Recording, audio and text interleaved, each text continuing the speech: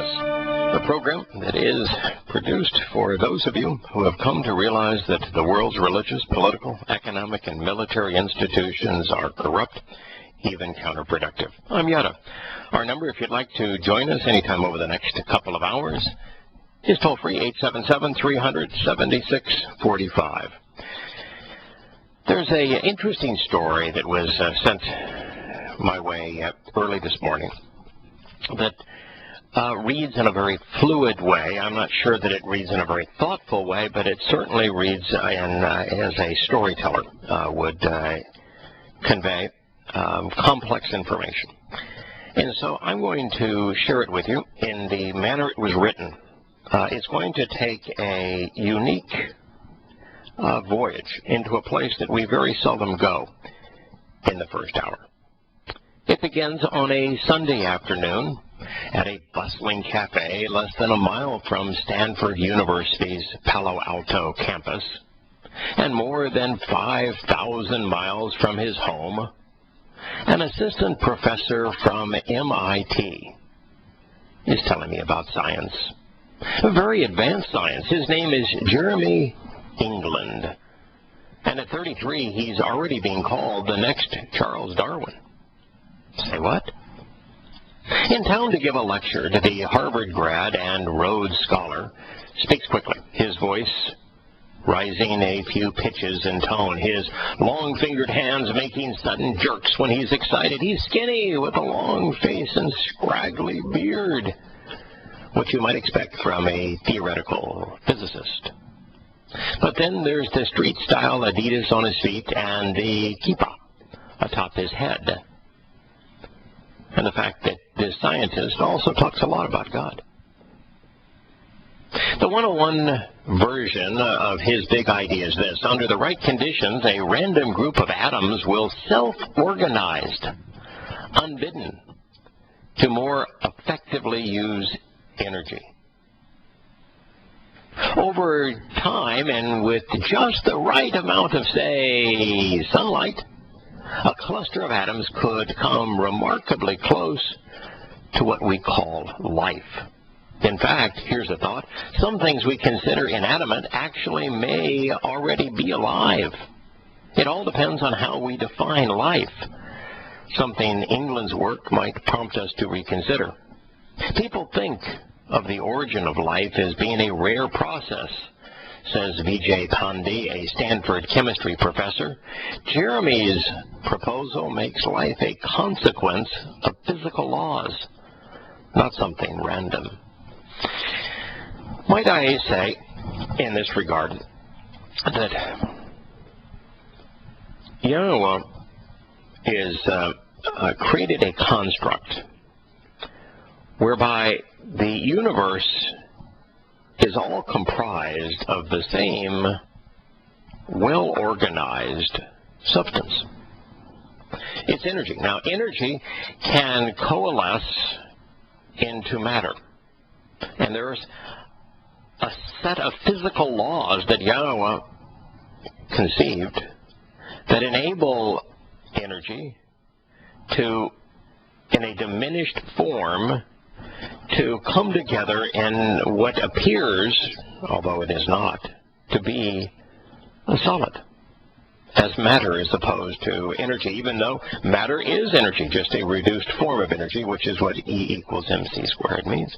And so if energy and matter are the same thing, but that matter is a governed, a controlled, and diminished form of energy, then might we also expect that life, whereby the very dynamic of life, which in animals is a soul, but certainly not for plants,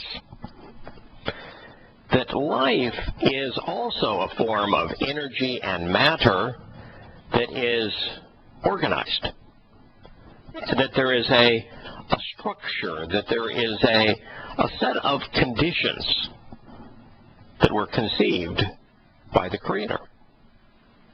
And indeed, we find this set of instructions that guide energy and matter, the interaction between energy and matter, to be alive, to function for us. And that structure, that code, that framework we call DNA. So why should we be surprised that there is so little difference between that which is energy and that which is matter and that which is alive? It was conceived at the same time, by the same being, for the same purpose, all at the same time, all in the same way. It's an expression of Him. So I'm not the least bit surprised that this is where his research is going. England's idea may sound strange, even incredible. No, it doesn't. It doesn't sound strange. It doesn't sound the least bit incredible. But it's drawn the attention of an impressive posse of high-level academics. After all, while Darwinism may explain, and they just say evolution, why don't we say microevolution, and the complex world we live in today, no, it really doesn't. It explains microevolution, and that's all it ever attempted to explain. It doesn't account for the onset of intelligent beings. It doesn't even account for the onset of life. In fact, if you were to extrapolate from Einstein's theory, you end up with the standard theory of macroevolution, which is that life, however impossible, let's say improbable, emerged over long periods of time and then evolved. When the evolution of life to more complex beings is astonishingly unlikely because energy and information are lost, not gained. And the genome degrades. It doesn't get enhanced over time. But beyond that, what the Cambridge explosion proved, and what we know conclusively now, is that that theory was wrong. All forms of life as we know them today emerged over the blink of an eye from cosmic time in less than 5 million years, amongst the 14 or so billion years the universe has been in existence. And so there is no explanation for this kind of thing in macroevolution. But if you're looking for answers, I think if you look at a combination of two things, the similarity between, in fact, the identical nature of energy and matter, and that how matter is simply a diminished and slower form, if you will, an organized form of energy. Not that energy is in the least bit disorganized. It's just that there are certain rules for organizing energy so that it can be diminished as matter. And there are rules for the conduct of life, for the conception of life, for the processes of life, and those rules are articulated in DNA, which is a language. So this makes perfect sense. This goes on to say that England's insistence on probing the step that preceded all of our current assumptions about life is what makes him stand out, says Carl Funk, a Cornell physics professor who has been following England's work closely. Every 30 years or so, we experience these gigantic steps forward, Frank says. We're due for one, and this might be it. And all from a modern Orthodox Jew with fancy sneakers. Now, before England became a religious man, and this says he prays 3 times a day, he was a scientist. Now, you all know that God hates religion, and that he is more disappointed with Judaism than he is with Christianity or Islam. That the religion that he speaks the most aggressively against is Judaism. So we would not be in support of England becoming a religious man, or England praying a religious prayer 3 times a day, or England wearing the yarmulke on top of his head. But there are some insights here that England provides that are, in fact, enlightening. He became a scientist first. From the time he could read, he devoured books on subjects like philosophy and the study of our natural world. By 9, he was plowing his way through Stephen Hawking's A Brief History of Time. He couldn't comprehend it, but he tried really hard, his father said. His father's an economics professor at the University of New Hampshire. And yes, Dad, as an economics professor, and Mom, as a public school teacher, took their children to museums and to visit Harvard's campus just a few hours from their small seacoast town. But the elder England contends that his son's upbringing doesn't explain his intellectual curiosity. I disagree. You know, well, I think you can overcome the lack of a stimulating upbringing intellectually. I was very seldom taken to museums, but I was given something that I think was even more valuable by my parents. And that was trips around the world. From the time I was like 16 years old to the time I was 20 years old, we spent every summer traveling the world. I was taken to some 150 or more countries by my parents. What an education. The world was my museum. And so profoundly important in expanding my horizons perspective. And in the case of our children, well, they have traveled the world, and I've taken them around the world. What we emphasized was the world brought to us in museums and books, and we spent an enormous amount of time studying them. And their intellectual curiosity is beyond most young people their age. So I think you can instill it. I think you can promote it. I think you can promote it. I think that is what we ought to recognize, as opposed to saying that we had nothing to do with it. Now, when we return, there is something about the Torah that's going to come up next. You'll find it. Of England's long-time relationship with asking big questions. He speaks of how a childhood friend reminded him of a time that he was young and yet reflected, you know, if the dinosaurs can go extinct, so can we. In England, who was 3 then, says, yeah. That drove him to think. For his part, England says that it wasn't until he hit about 7 that he felt a sense of anxiety over not knowing enough. You know, I think that drives a lot of us. You know, when we speak with Kirk in the second hour, I often hear him being anxious about not knowing. He was anxious about the conflicts from regarding his Christian religious upbringing. Was anxious about those. Was anxious about not knowing. I am too. I've always been that way. I've always been anxious that I just don't know enough, that I'd like to know more. I'd like to understand things better.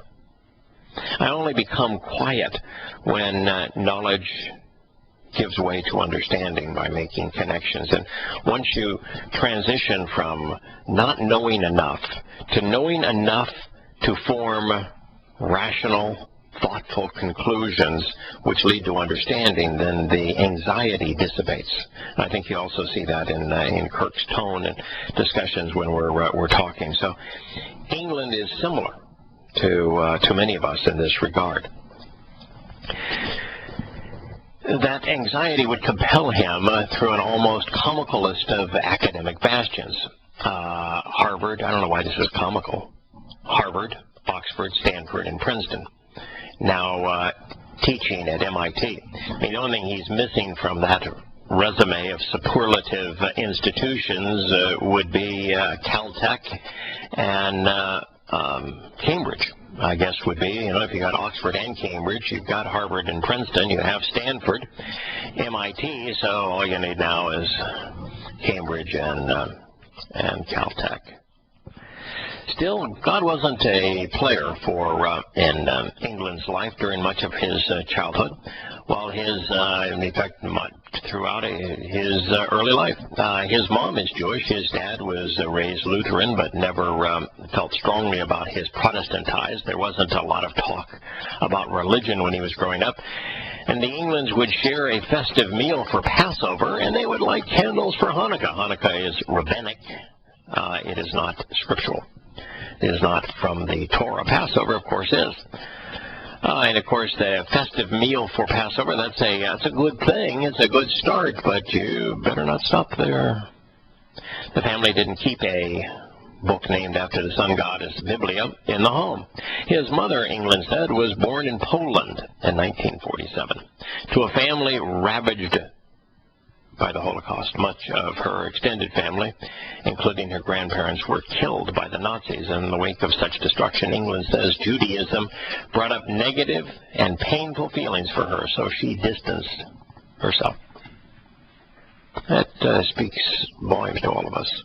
That which is painful, we distance ourselves from. Yahowah does the same. It seems ironic, then, that anti-Semitism would eventually push England to the faith he says his mother spurned. While studying at Oxford in the early 2000s, he faced his first anti-Israel sentiment from classmates. It's interesting, Oxford. Anti-Semite. An anti-Semite institution. You know, it's always been that way in England. Always. I mean, as far back as recorded time in the UK, we find the UK anti-Semitic. They played a huge and negative role in the establishment of Israel and in the conditions that led to the Holocaust. You don't want to be in England when Yahowah returns. He said this got him in an expected fashion, reading books and picking people's brains to figure out where he stood on the issue of anti-Semitism. And in 2005, he visited Israel for the first time, where he fell in love with the Torah. The Torah provided an opportunity for intellectual engagement that he says was like anything he had ever experienced in terms of both subtlety and its grandeur of scope. Here is a man that's being acclaimed as one of the most brilliant of our age. He fell in love studying the Torah because it provided an opportunity for intellectual engagement unlike anything he had ever experienced, both in terms of subtlety and grandeur of scope. I concur. So does Dodd. So do all of you. We'll be back in a moment. During his postdoc research on embryonic development, he kept coming back to the question, what qualifies something as alive or not? He later superimposed an analytical rigor to that question, publishing an equation in 2013 about how much energy is required for self-replication to take place. For England, that investigation was only beginning. I couldn't stop thinking about it, he says, his normally deep voice rising until eventually cracking. It was so frustrating. Over the next year, he worked on a second paper, which is under peer review now. This one took his past findings and used them to explain theoretically how, under certain physical conditions, life could emerge from non-life.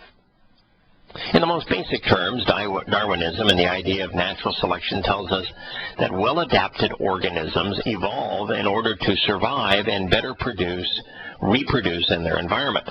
England doesn't dispute that, and I don't either, as far as it goes for microevolution. But he argues that it's too vague. For example, and this is something that few people think about, blue whales and phytoplankton thrive in the exact same conditions in the ocean. Same conditions in the ocean. Same place in the ocean. And they couldn't be any more different. And so, if natural selection is designed to have animals evolve so that they can replicate most effectively and survive most effectively, then we would have to conclude that the plankton is more evolved than the whale. Why? Because there are far more plankton, and they survive in far greater numbers than do whales. But yet, we would look at the whale as being a much more complex and obviously more intelligent life form. Now, he didn't say that. None of that's in the article here. And it just says, plankton and whales, blue whales, live in exactly the same environment. And so Darwinism doesn't explain that. In fact, Darwinism would say exactly the opposite, that the more evolved animal would be vastly better able, through natural selection, to survive and to reproduce. And yet the most well-adapted organism is actually the plankton, which thrives in the same conditions, in exactly the same place. So both of these do so by very different means, and that's because while they're both made of the same basic building block, strings of DNA are arranged differently in each organism, and there you go. DNA is the program, not natural selection, not evolution. The program is not evolution. It's simply a consequence, a derivative. The program isn't Darwinism. It's simply an observation. The program is DNA, a language. Just like the physical laws of our universe are languages. It's a concept that can be conveyed by language. Now, England's simulation, I should say, of an opera singer who holds a crystal glass and sings at a certain pitch, instead of shattering, England predicts that over time the atoms will rearrange themselves to better absorb the energy the singer's voice projects, essentially protecting the glass's existence. So how is a glass distinct, say, from the plankton-type organism that rearranges itself over several generations? Does that make the glass a living organism? One of the things we talked about on this program was the fact that the slit test that's done in college and high school physics classes that shows that light, when it is observed, manifests itself differently than when it's not observed. And so the observation of the light causes it to do things that are different. And so we say, so if the light can detect observation, then there is something that is let's not call it consciousness, but there is something about the light that enables it to manifest one of the most important animal characteristics. Animals with a soul can observe and react to what they see, what they witness, what they experience. Well, light can do the same thing, and light's a form of energy. It's not even it's energy equals matter, but times the speed of light squared. But the fact is, we should not be surprised by this. This is exactly as you would expect it to be.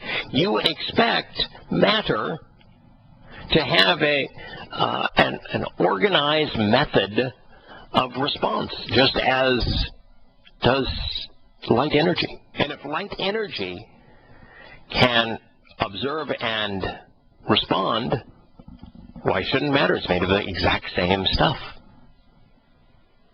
And life appears to be this integration of matter and energy, all orchestrated under the auspices of DNA, a language.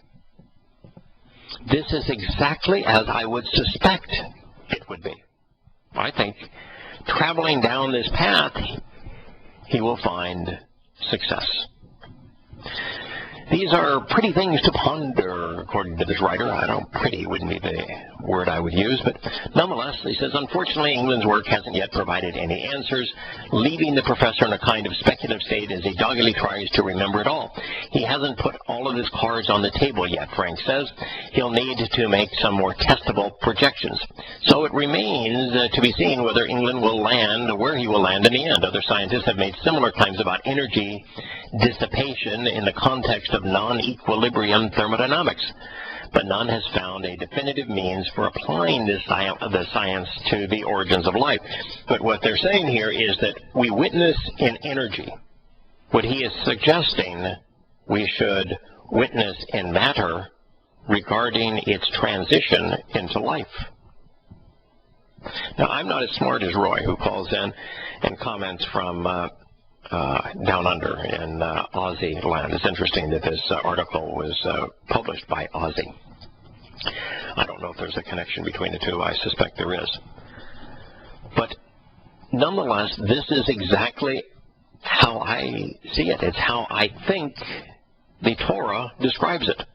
I think that there's a reason that this scientist focused on the nature and the relationship between matter and life, and in my case I would say he should be broader and look at the relationship between energy, matter, and life, that the scientist has such a love for the Torah, that it's in the Torah that he finds the greatest mental stimulation, whether it be in the subtlety of the details, the shadings, if you will, or the profound scope of it all. These things are all related. So what does God have to do with all of this? The article continues. In his quest for answers, England, of course, finds himself at the center of a classic struggle between science and spirituality. There should be no struggle. He says, while Christianity and Darwinism are generally opposed, yes, Christianity and Darwinism are opposed. Judaism doesn't take issue with the science of life. That's because Judaism is, at least to a reasonable extent, based on the Torah. The Torah explains evolution. It endorses evolution. It discusses evolution. Evolution, macroevolution, is, at odds with reality. Microevolution is wholly in sync with the Torah. The Torah describes microevolution, each species after its kind. So, of course, Judaism wouldn't take exception of it. Christianity, however, has repudiated the Torah, prophets, and Psalms, and therefore the Christian religion is opposed to what the Torah, prophets, and Psalms teaches. Judaism is not. Now, Judaism isn't right, but at least on this issue, they aren't wrong. For his part, England believes that science can give us explanations and predictions, but it can never tell us what we should do with that information. That's where he says the teachings come in. Indeed, the man, and he's talking about the Torah's teaching, indeed, the man who's one-upping Darwin has spent the last 10 years painstakingly combing through the Torah. He has spent the last 10 years observing, closely examining, and carefully considering the Torah, the teaching, interpreting it word by word, much the way he ponders the meaning of life. These things are related. They have led him to these conclusions. It's the conclusions that I have adopted based upon studying the Torah. His conclusion, common translations are lacking. Boy, isn't that the truth? I wouldn't use to say that our English translations are lacking. I would say that our English translations are almost worthless. They're horribly errant. Now, he says, take the term creation. Now, The word for creation is bara in Hebrew, and as we examine it with as our program develops in the second hour, we'll consider what the term bara means. But he says, take the term creation. England suggests we understand it not from the literal making of the earth, but rather as giving the earth a name. Now that would be and since every one of Yahowah's names has a meaning, you could say rather giving the earth meaning based upon the name. All throughout the Torah, he says, and the prophets are examples of terms that could be interpreted differently from what we have come to accept as the standard. Wow. So he has seen the Torah as the most fundamental, the most subtle, the most vast, the most engaging and mentally stimulating document in the universe. More stimulating, more thought-provoking, more endearing than even is the canvas of science. And it's the place that he turns to for teaching. A book that he realized has been horribly translated but is best understood when closely observed. We'll be back. We have Glenn on the line. Glenn, while we were in the commercial break, I looked up plankton because, plankton, I've always wondered, you've seen pictures of plankton, and the largest form of plankton, it kind of looks like a really tiny shrimp. But plankton come in every different style and shape imaginable, and there are plankton that are like little shrimp. There's plankton that are unicellular and still animal, and there's plankton that are described as more like algae and therefore more like plant. So really extraordinarily complex and diverse life form. Yes. Anyway, we probably didn't talk about plankton. But by far the best plankton is the cartoon arch nemesis of Mr. Krabs in the SpongeBob cartoon. He's looks like a cucumber with feet and an antennae and a single eye, and he sings "You Will Obey" because he's a megalomaniac who wants to rule the world. Well, I have never seen him in that form. I'm now familiar with him because I Googled when I saw your name. I said, I probably said something incorrect because I figured, plankton was probably I thought it was a animal life form, and I said maybe it's just plant, and come to find out it's both animal and plant.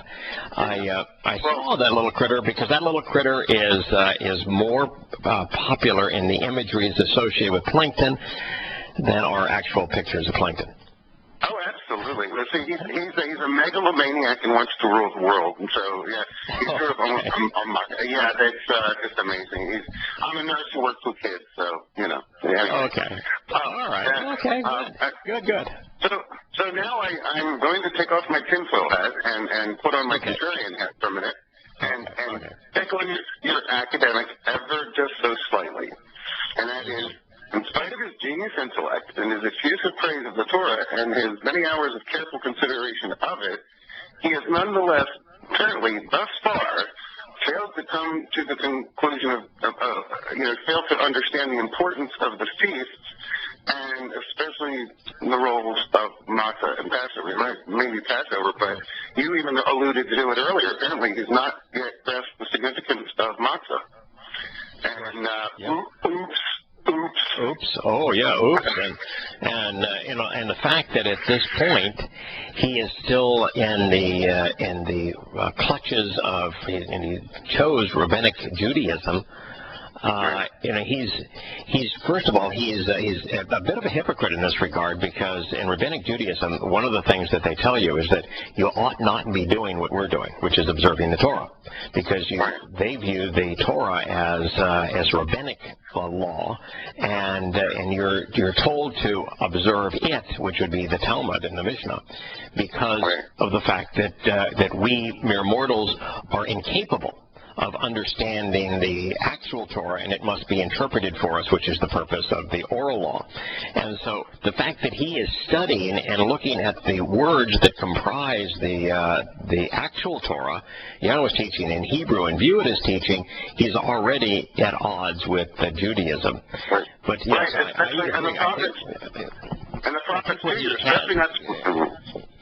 I think what he has here, Glenn, is that he is coming to know, and that knowledge is opening up his mind, but he has not yet come to understand.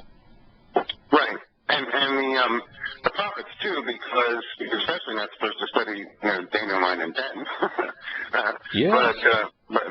But anyway, we're in complete agreement. What I wanted to share is that here is an extremely bright man who is studying the very origins of life, who is considered now to be amongst the most profound thinkers of our day, finds the one book that he can fall in love with, the book that is the most intellectually stimulating, the book that has both the subtleties of nuance as well as the grand scope, the book that he studies for perspective, the book that he realizes is horribly translated, and when properly translated is profound and accurate. Right. So it seems that he has his microscope tuned in a little too close, and he needs to throttle back a few to bring the objectives back to a less magnified. Can I play with your metaphor here? I think that's only true to an extent. I think that the more we focus on the jots and tittles, the little strokes that comprise the Torah, the more closely we examine, the better. But, most microscopes, at least during my day, they had one eyepiece, not two.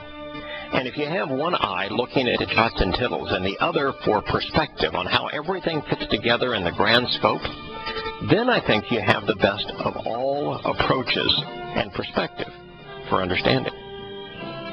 A little exactly. I'm not saying one to the exclusion of the other. I know. Everything you said, I agree with.